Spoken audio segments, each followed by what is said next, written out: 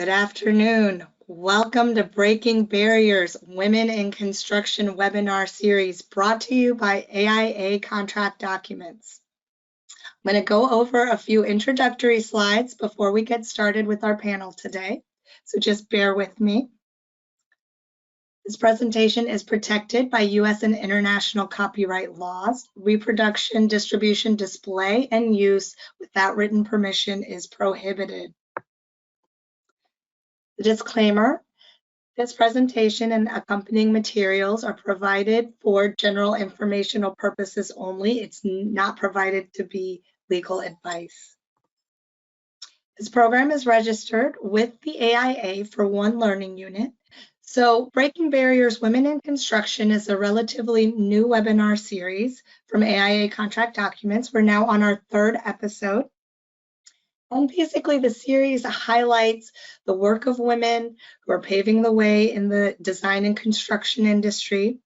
Each session features either one or a panel of leaders and we talk to them about their experience, their background, lessons that they've learned, and tips that they have for all of us, whether we are women in the industry or we work in HR or are business owners and want to create a more equitable culture within our organizations. So today's panelists are actually a very special panel. These are the women of the AIA Documents Committee. The AIA Documents Committee is a committee of volunteers that work with AIA Contract Documents staff and attorneys to revise and draft AIA contract documents. Certainly, these are not the only women on the committee. There are three, and we're giving you a multi-generational perspective of their work in the design industry as well as with AIA Contract Documents. Some of them have been volunteering with the committee for a long time, many years, and some of them are new. So we'll get to learn from them not only about their work within design, but also some of their work within our committee and how they've seen the landscape change in the last 5 years, 10 years, and so forth. So with that, I'm going to go ahead and get started. Let me stop sharing my screen. I'm going to pause my screen so I can look at our panelists.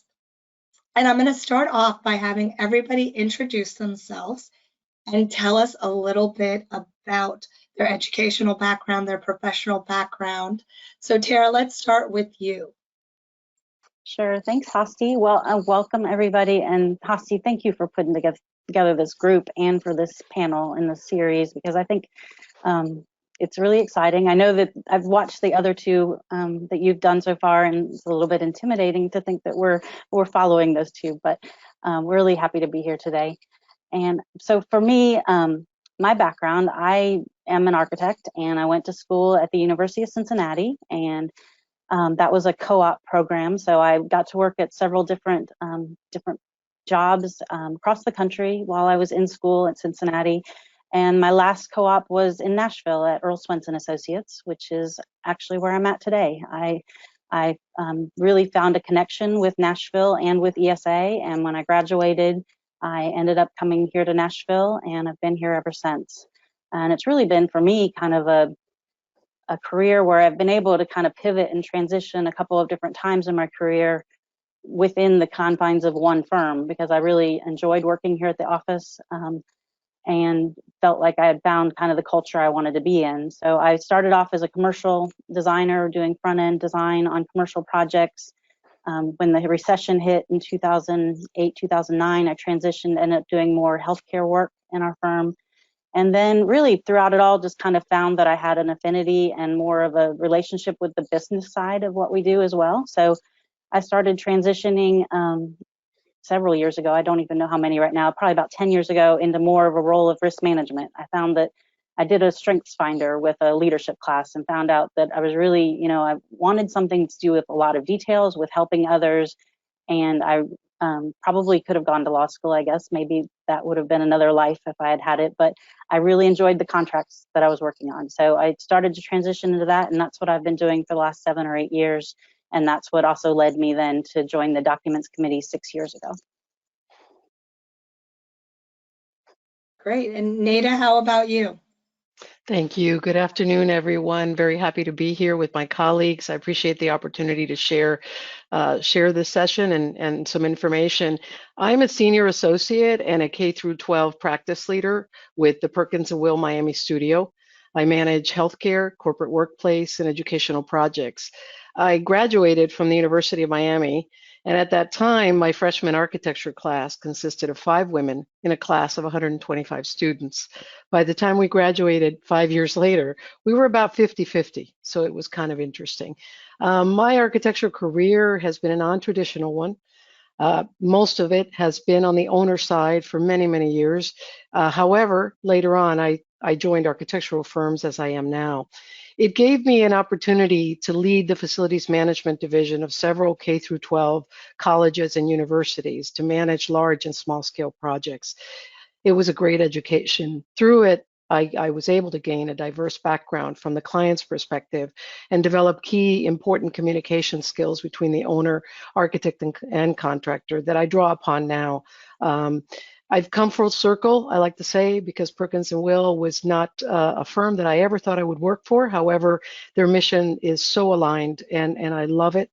And what I have done for the years that I did it with the owner has really come full circle and allowed me to bring into the office information and to now mentor some of the younger staff. Excellent. And I know we'll be talking about mentorship, I think, a lot during this session, so that'll be great. Nada, how long have you been on the AIA Contract Documents Committee?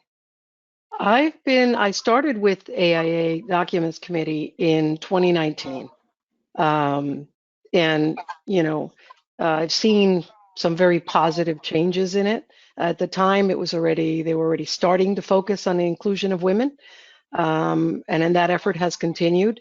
I think great strides have been made to balance the committee with both women, African American, and Hispanic professionals at all levels of the career development. That's the reason we're all here today.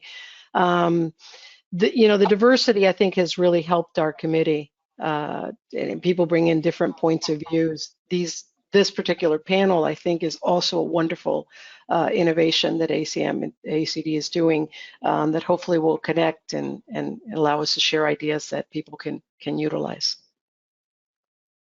Wonderful. Thank you, Nada. And Courtney, how about you? I think you are the newest member of the AIA Contract Documents Committee on this panel. Absolutely. And thank you to everybody again. I feel like I'm in such good company and so flattered to be on a panel with these fantastic women that I've just been getting to know this last year. I did join the Documents Committee in January of this year, so I am one of 3 freshman members, if you will. I'm an architect as well. I went to architecture school at the University of Notre Dame and graduated in 2015. After my architecture education, I bounced around a little bit. I worked for Walt Disney Imagineering for a little while, which was sort of a dream job I fell into and didn't know I had, but working on Princess Castles was pretty incredible, and it's a fantastic company. And then I worked in the UK for a brief period of time while pursuing some studies at the University of Oxford before I moved back to the States in 2016, and have been primarily working at FFKR Architects in Salt Lake City since then.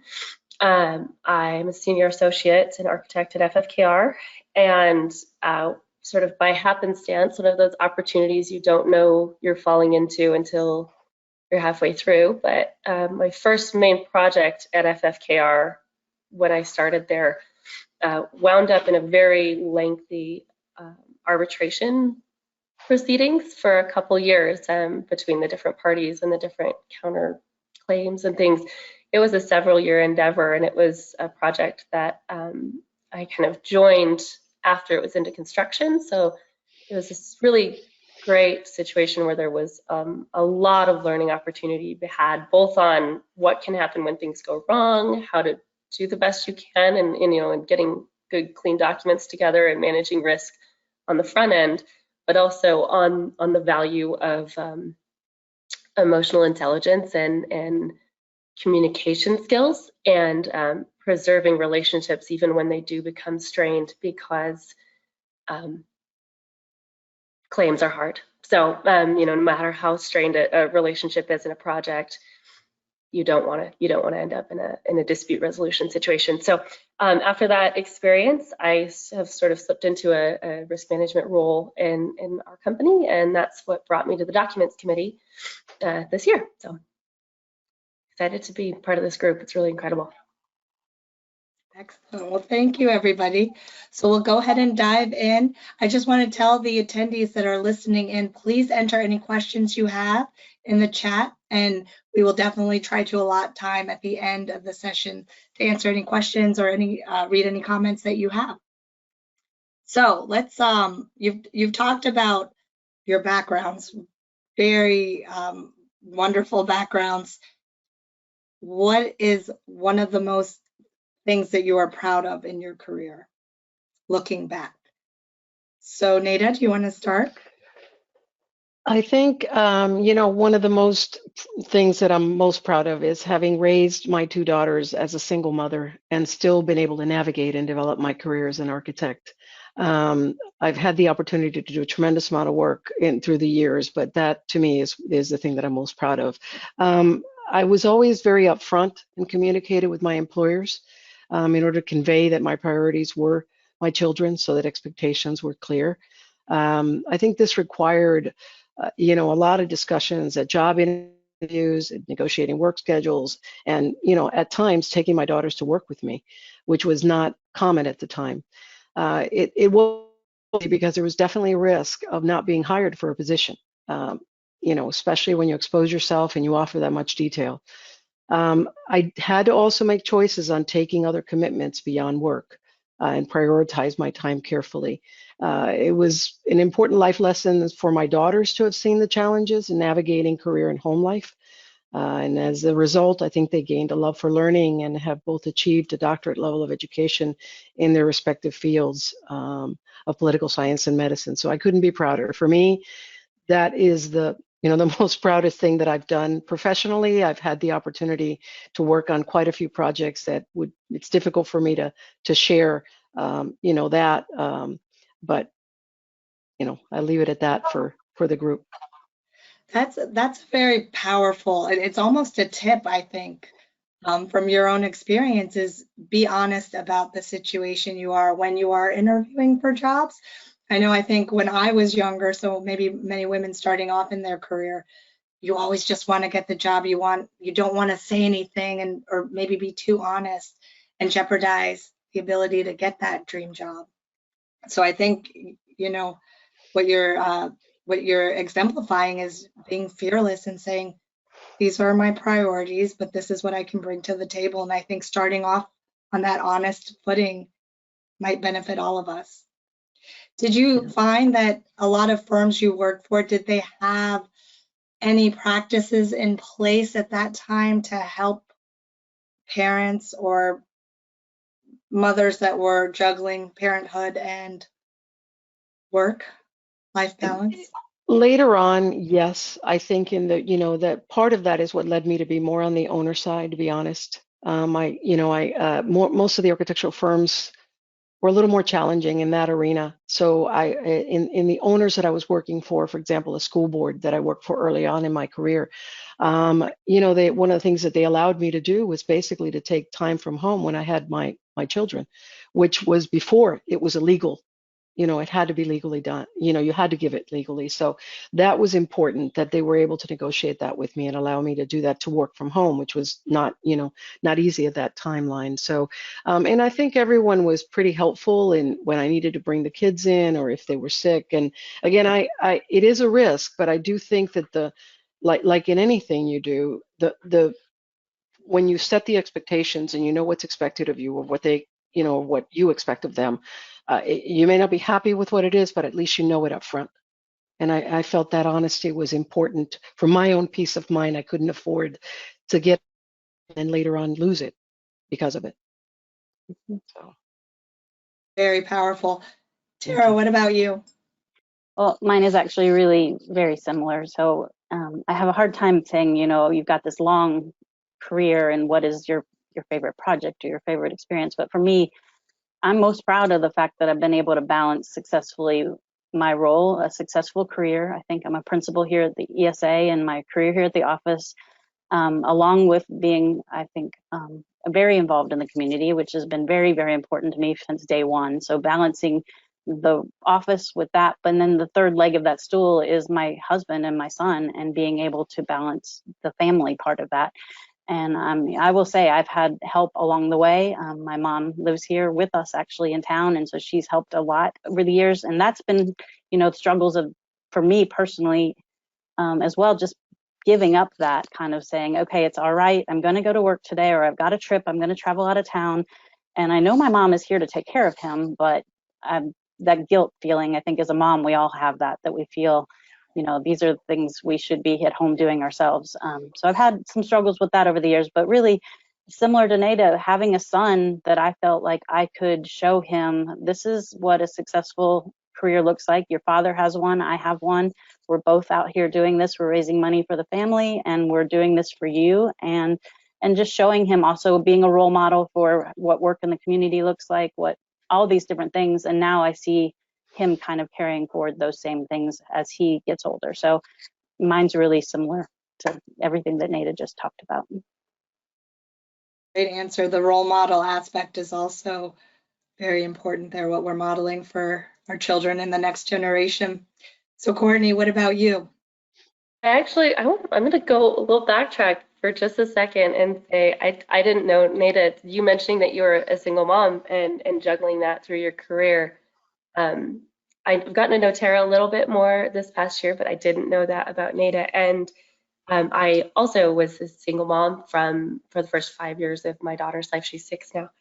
And that's a lot to navigate, especially early in your career. I was 9 months pregnant when I was taking one of my architecture exams, and it's something that I've always kind of worked through and worked with, balancing that, but never had a huge role model, that I identified with in that role. And so Nada, you're like sort of like when you're watching a superhero movie and you see someone that you identify with.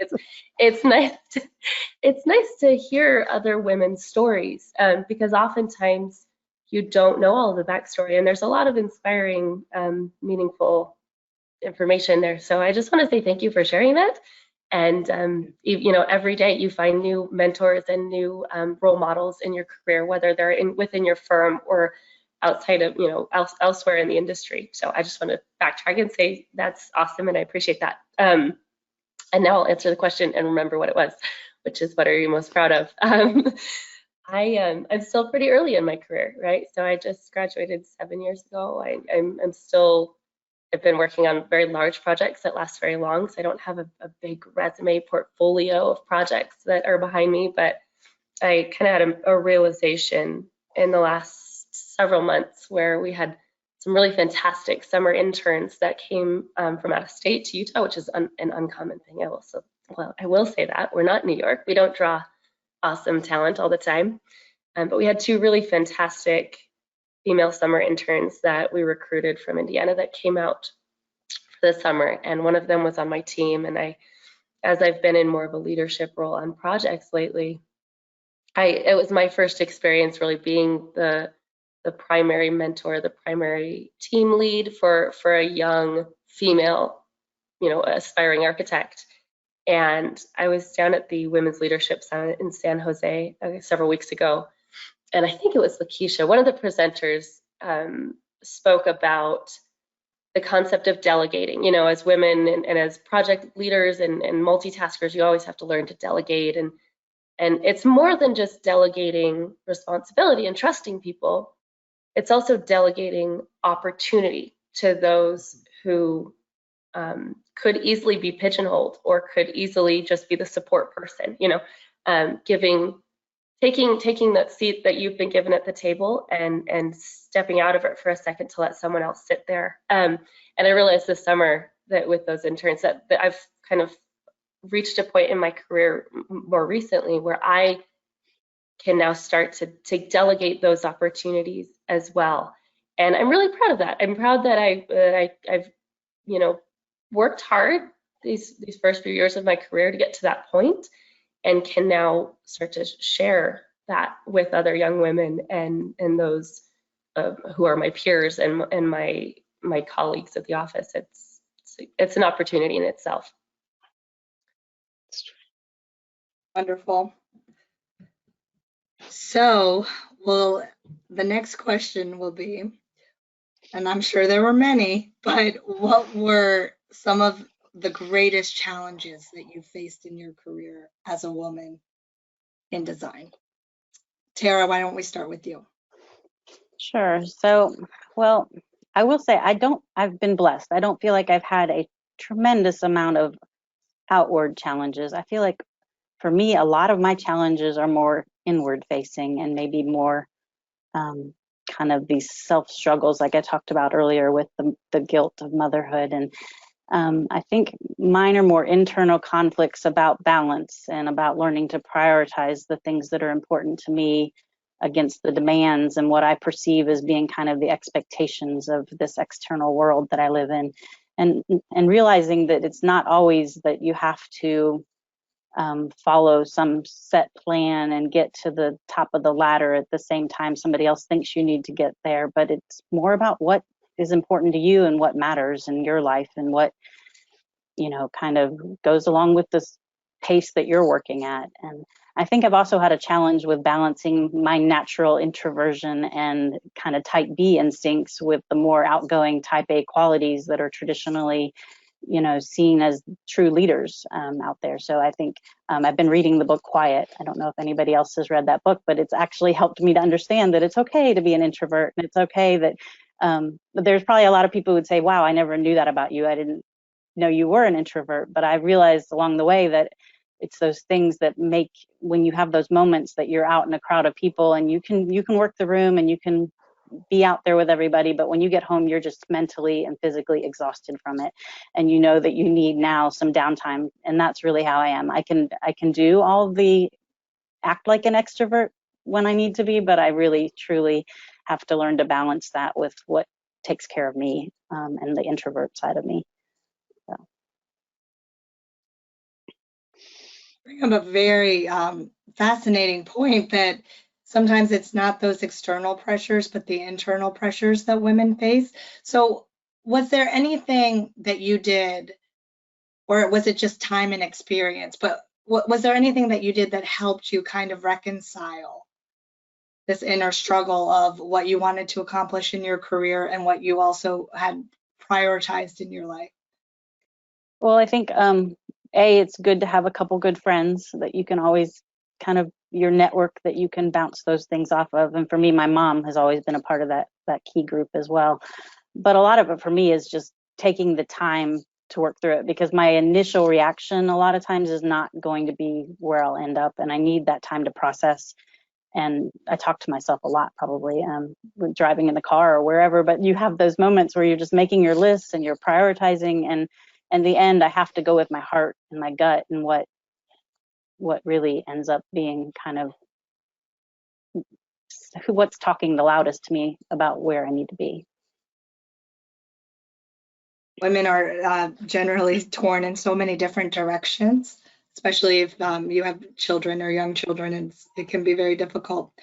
Okay, Courtney, what about you? What is some of the greatest challenges that you've faced in your career?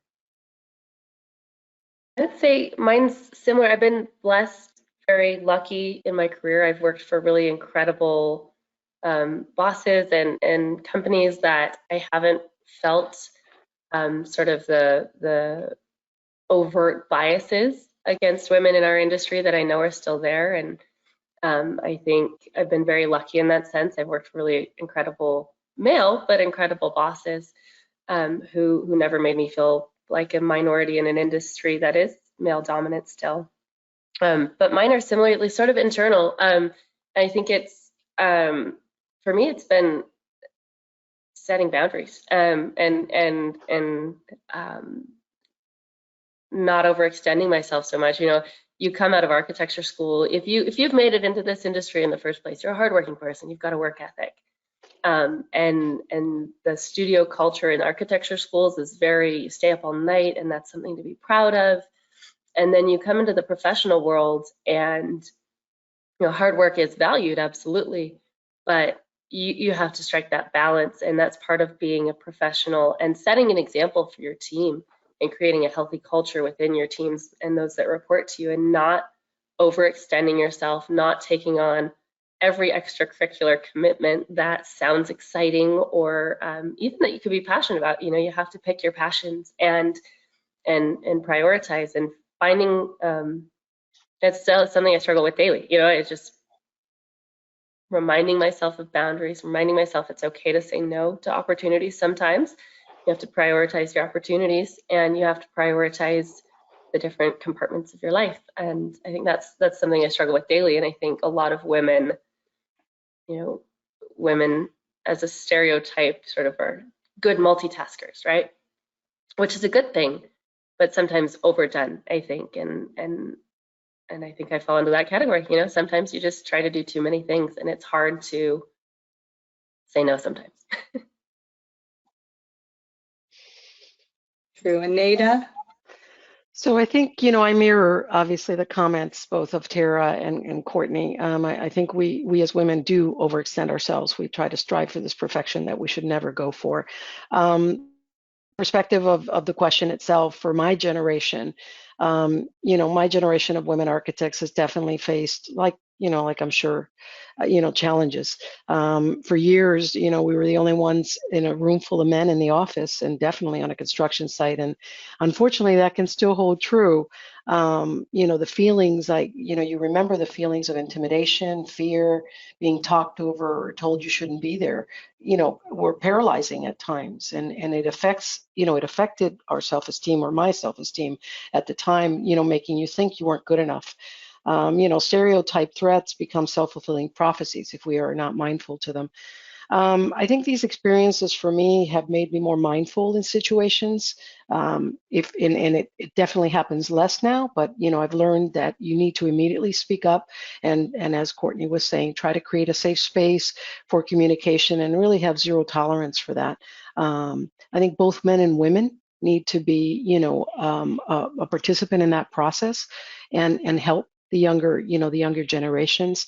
I've learned also in my personal experience that these adversities made me stronger, and that every situation that I faced and seemed insurmountable to me at the time it was happening, later was a lesson that I drew from. And each difficulty has really helped me handle the next situation with more confidence and from a stronger place of knowing that I could overcome and persevere.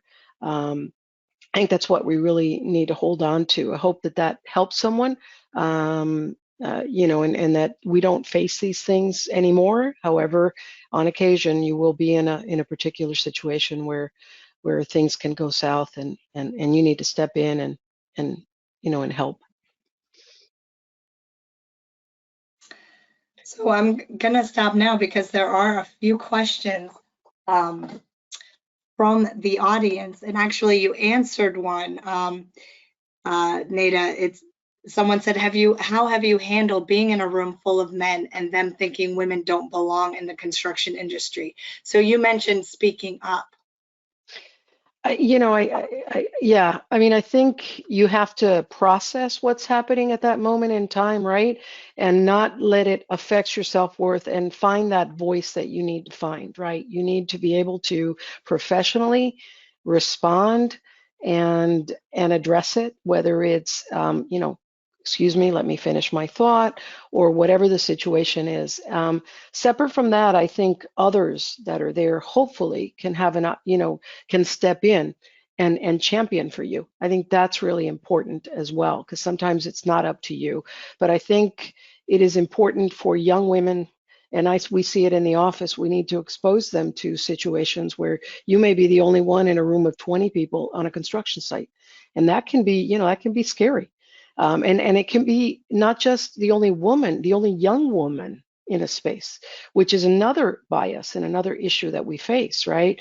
They might have a little more tolerance if you're a little older. They think you've been around the block, and they're not going to go after you. But some of the younger folks really get, and it happens with men too. It's just that with us, you have to sort of pick yourself up and be able to, at that moment, put all those feelings, behind you, and be able to still put the face out there and respond in a way that allows you to get through it. And then you can go off and break down.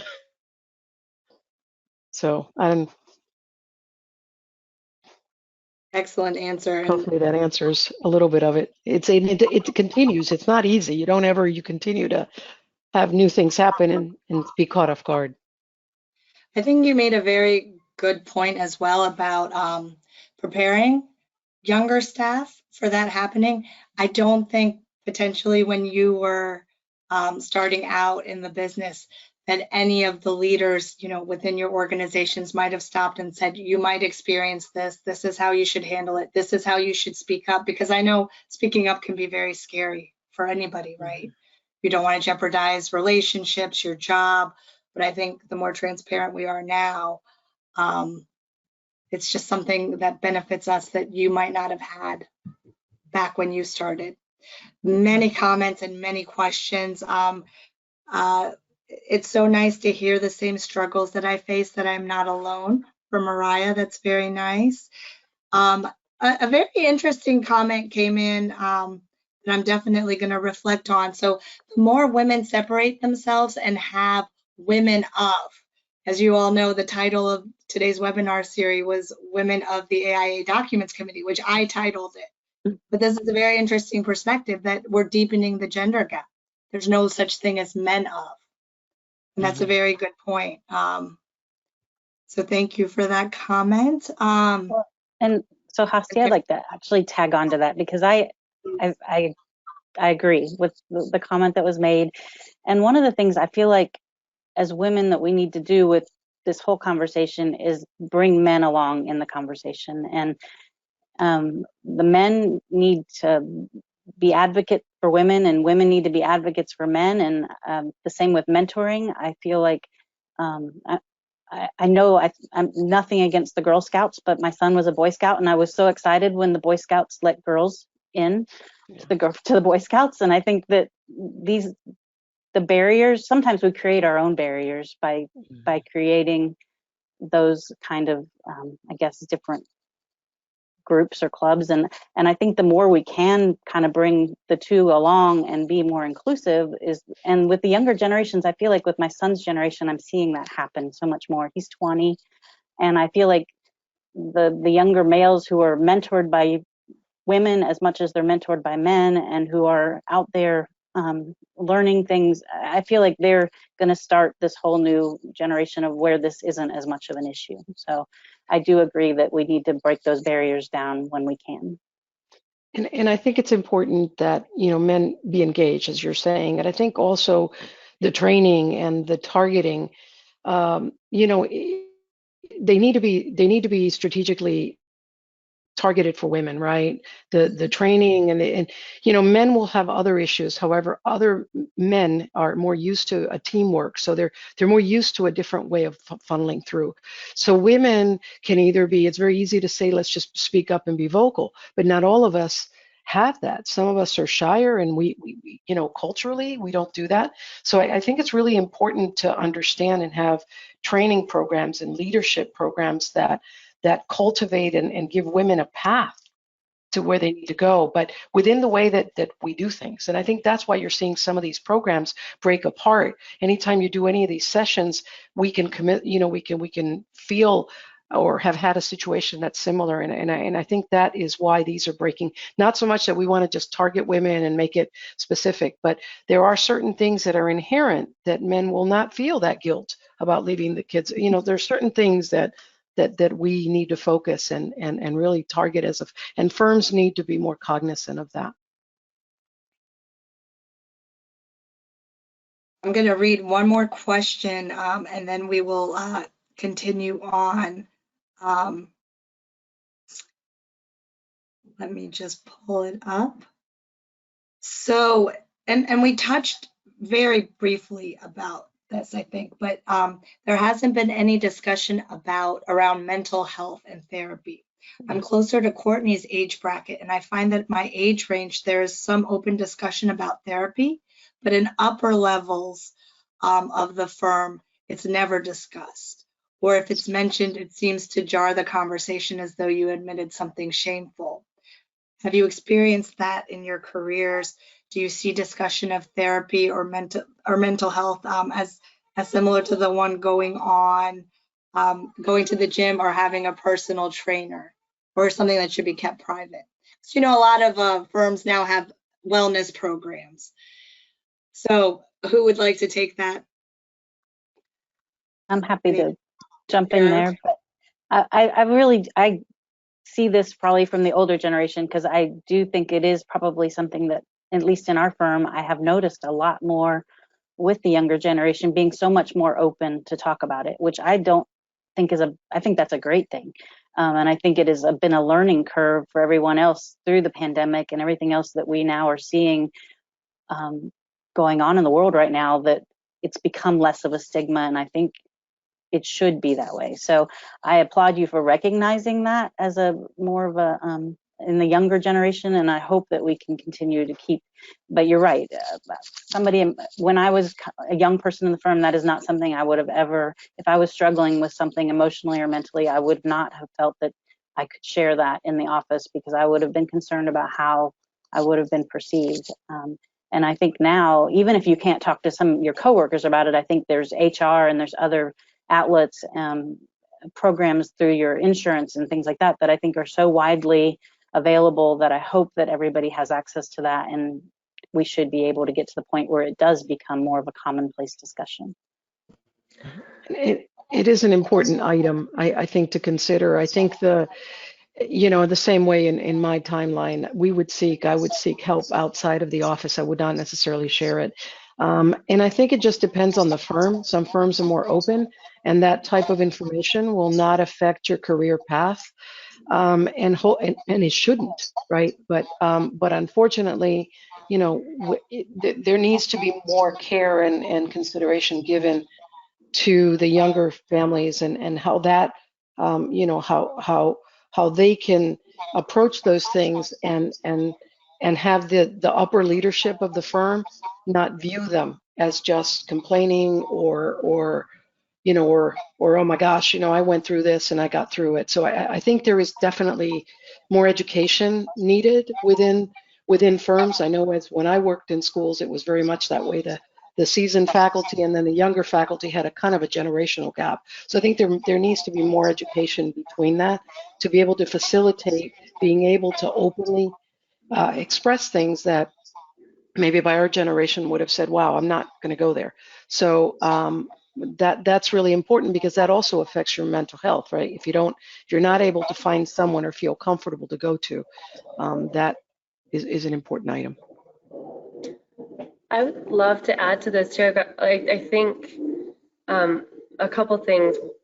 The stigma around mental health is definitely diminishing. I mean, generationally, the younger generations right now do talk about it more, and there's a mental health crisis in our country and around the world. But and that stigma where you can't talk about it, you can't share because it's shamed, is definitely starting to diminish. It's still there, but it's starting to change. And the more, just anecdotally from personal experience, the more I've seen people, or I myself have spoken up and said I need to take a mental health day, the older generations who may not have had that luxury of openly talking about it and acknowledging the importance of mental health earlier in their careers, they are receptive to it usually, because the world has changed. And I think we are kind of lucky in the sense that the pandemic happened. I mean, obviously it was a terrible experience for the world, but that's one of those sort of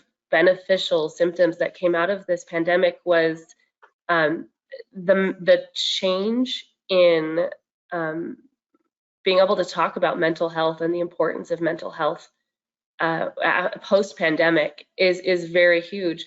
And also the current labor market, with how low the unemployment rate is at the moment, and I'm not sure how long it'll stay that low, but right now people are having a very hard time finding good people for their firms, and the focus has become very hugely on retaining good people.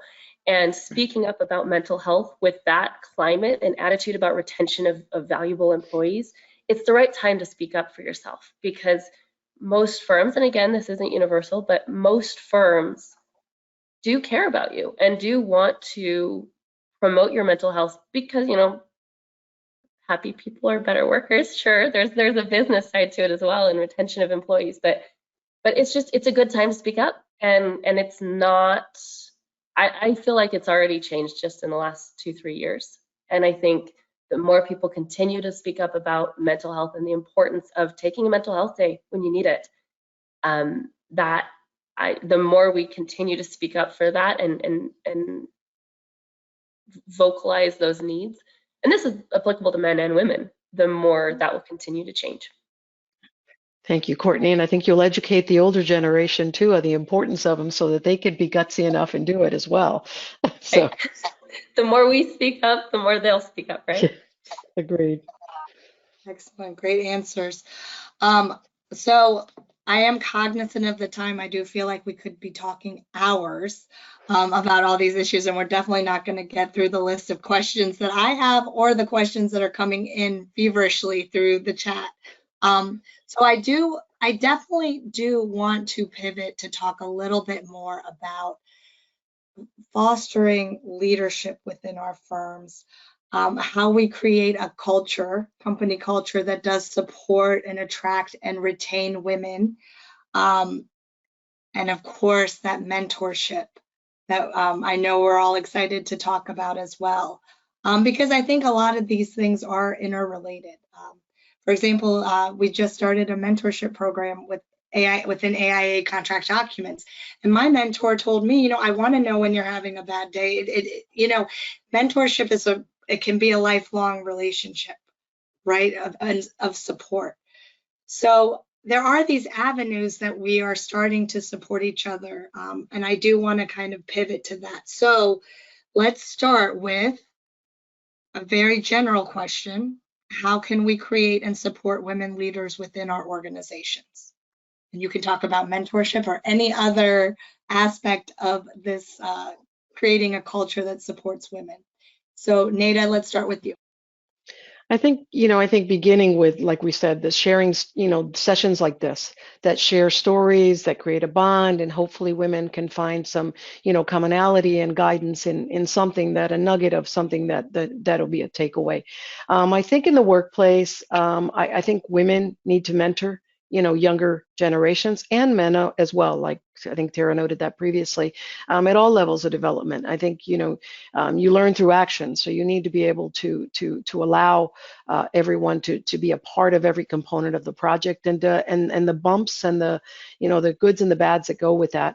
I think firms need to create, programs, as I said before, that are designed specific to women, and be able to educate on a pathway of how you become a leader. How do you get there?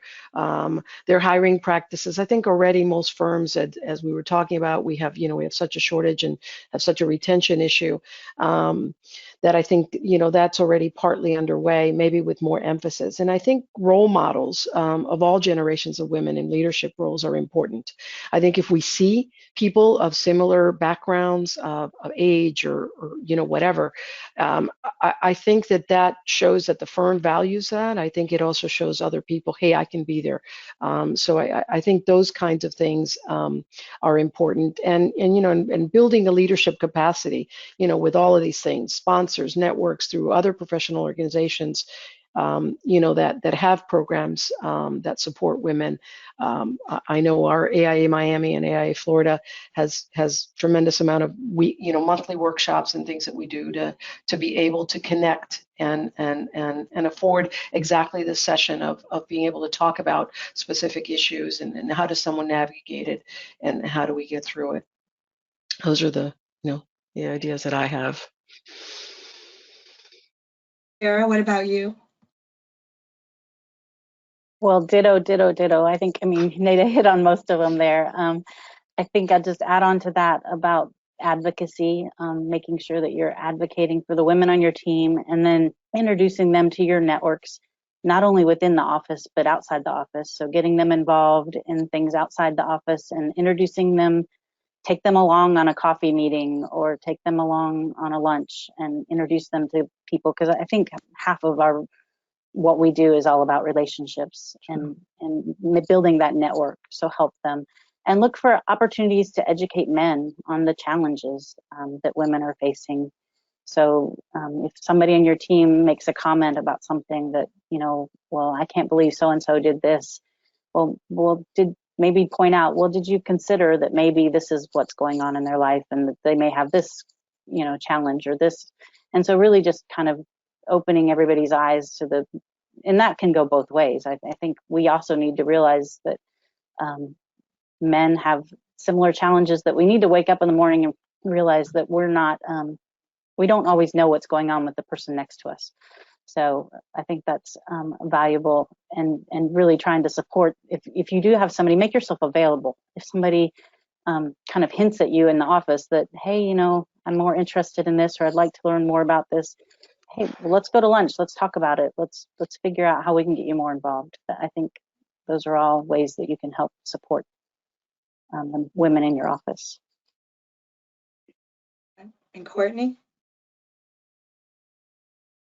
I actually would love to go back to what you've spoken about, Hasti, a couple times throughout this webinar series about what you have started doing within ACD.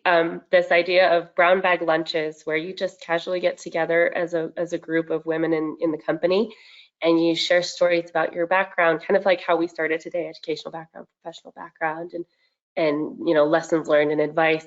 I am dying to kind of take that concept back to my firm and reintroduce it, because as a firm, we're kind of a medium large firm. We're not national quite yet, but we're pretty big for a local firm, and there's a large number of people. And pre-pandemic, the ladies kind of all knew each other, and we were really supportive, and it's a really awesome group of ladies. And now, post-COVID, in a hybrid and largely remote world, and we have a satellite office out of state that's growing, I've realized recently, I don't think a lot of our younger people know our female leaders the way I got to, just because we would casually interact at the office. And companies are still grappling with how to promote company culture in the same way in a hybrid format. And I think bringing that back to the kind of the women within companies is important. And women supporting other women is a key concept that we need to promote as women in a male dominant field. Not feeling like there's only one seat at the table and you need to fight for it kind of thing. We need to support each other.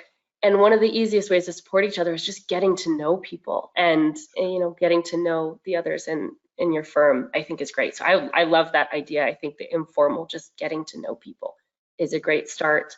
And then I want to say too, I think it would be remiss to talk about these topics without talking about maternity leave. And I know the conversation about paid maternity leave has pivoted a little bit and grown to be correctly more about paternity or paternal leave, just parents in general, because the more you acknowledge the male role in raising children equal to a female, the more the better everyone is, but the better off everyone is. But I don't want to lose sight about the concept of paid maternity leave in the first place, because that's not industry standard yet. A lot of the large firms, at least locally, and maybe Utah's an anomaly, but I'm just from personal experience locally, a lot of the firms still rely on unpaid FMLA as the primary maternity leave. And it's not because they don't want to, it's just that, when these firms were founded 20, 30 years ago,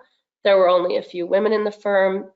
They were already past the point of having children, or they left after they had children because they wanted to stay home.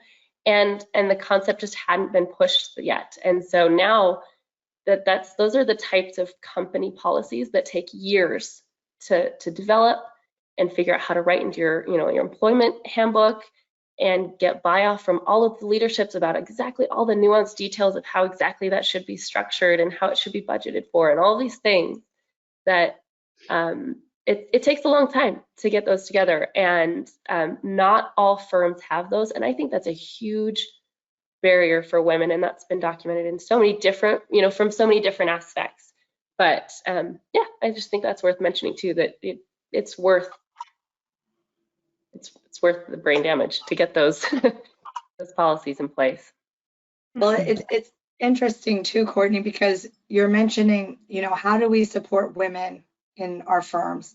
And it's anywhere from, small scale to large scale, right? So maybe a paid parental leave policy is a larger scale for a small firm, but really there are so many programs that you could do starting tomorrow.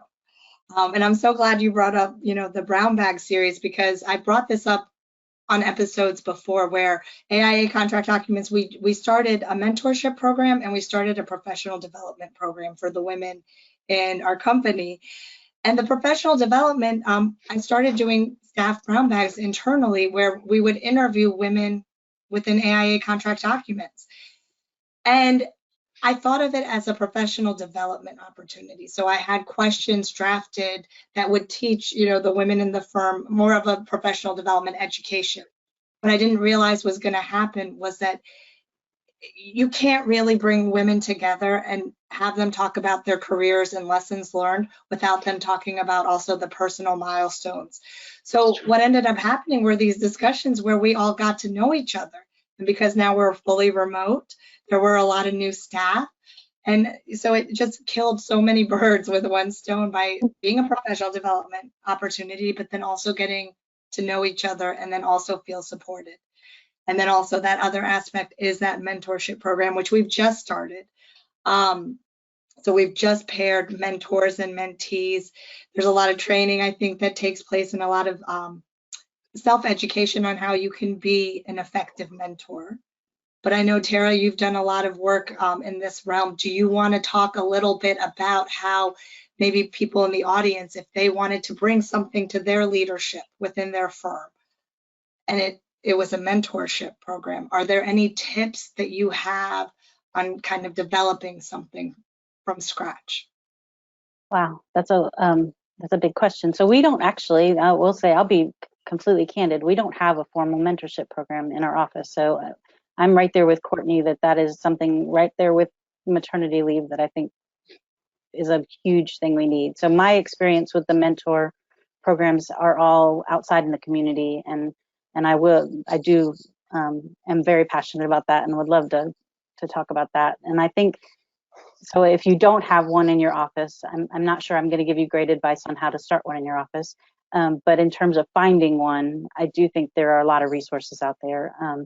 Not only, there's two types for me in my world on mentorship. There's the pipeline building mentorship, which is where we need to be getting into the schools and we need to be introducing young people to understand that how many career opportunities we have and just how great our profession is and how they can get involved. Because I think especially young females, do not see themselves being architects or engineers or contractors, and I think that programs like, we're really heavily involved here with the ACE Mentor program in Nashville, but I know NOMA has a great program, Project Pipeline. I'm now involved with ULI has a program, Urban Plan, which is for introducing at kind of a bigger urban scale to young people about what we do in our jobs. And really it's also about civic duty. I mean, it's about understanding how to be good citizens and how to play well with others in the community, I guess, is another way to look at that.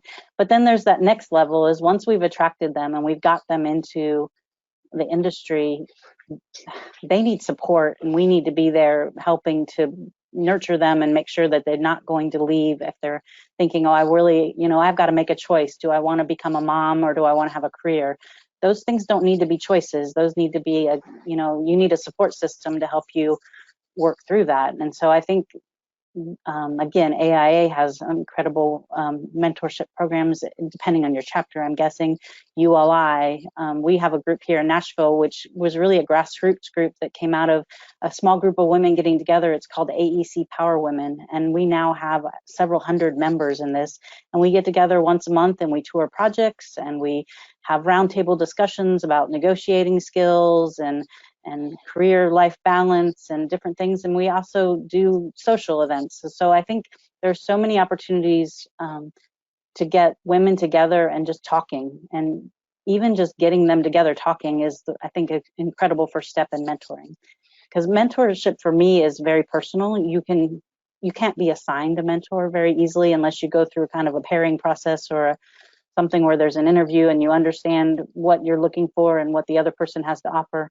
But building those relationships is really the first key to then finding out, this is somebody that looks like something I really, admire, or there's something about them that I want to learn from them.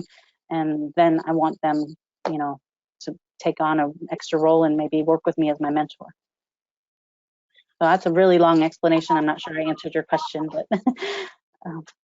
Excellent. Yeah. And there was a question in the chat that said, does AIA have an official mentorship program?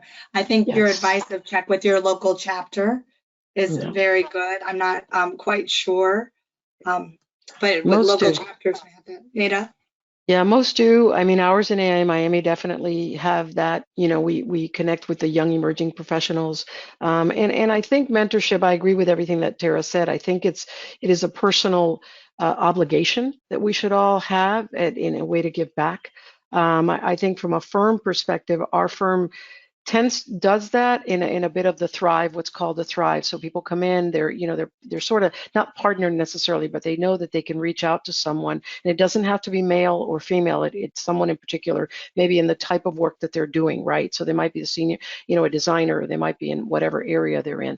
But I think you migrate. You also have an obligation to migrate, to try to find and reach out to maybe those people that might be quiet in the office, as I think it was said before, that they might not reach out and say anything, but our office is fortunate. We have a large composition of women, and so we do try to be mindful, and in all generations. So we do try to be mindful of each other, and there are a lot of items that are inherent to the younger families that they might be experiencing that I think need to be addressed. So I think mentorship is definitely something we all have an obligation to give back. And if you don't have it in your local chapter, certainly, like Tara said, there are other organizations that offer, that certainly offer that type of help, or just reach out to anyone, any of us, anybody that you meet is always, I think, more than willing to help in whatever you're asked for. I think also, because there's a comment that came in, these are all great ideas, but a small firm cannot compete with many of these benefits. Start small then. Start with that internal staff brown bag, highlight leaders within your company that can share information for an hour in an informal manner. And I think starting small and just starting in that manner, you don't know what can come of it. Right, so it can branch off, and I think it can branch off into an official mentorship program. You just don't know, but start where you can. We only have. Oh, go ahead. I was going to say it doesn't have. Oh, sorry. Well, no, I was going to say it doesn't have to be in your office. So if go to the AIA meetings and just sit at a table with a bunch of people you've never met before and start to learn about them, and I think that's one of the great benefits of AIA is the relationships across the industry and the learning from each other. So I think in other offices, absolutely. Yeah. Yep. And I also have to say, I can't tout women in construction enough. I went to one of their conferences for the first time a week or two ago. I loved it. There were about 600 attendees. Met so many women, had so many great panels. So I know it can be challenging for smaller firms. But I think if you just think of some ways to tap into the community, as Tara was mentioning, or starting smaller programs within your firm, you can see what you can accomplish. And I think just that alone makes women in the organization feel supported. Just that's an idea out there that's being discussed makes women feel supported. So I'm going to say one really quick plug. I'll keep it 30 seconds, but Also women in construction. The Women's Leadership Summit that AIA puts on annually, I went for the first time this year. Yes. Other women in my firm have raved about it. Yeah. Years prior to the pandemic, it used to be a every 2 years thing, but they announced this past year they're going to make it an annual thing, and it was such an incredible conference to attend this year, and just so full of women who are so open to networking. They have all sorts of really cool social events that are geared specifically around sort of networking and prompting that sort of organic mentor finding exercise. So I'll put a plug in for that one as well. I think it's a great summit that they put on.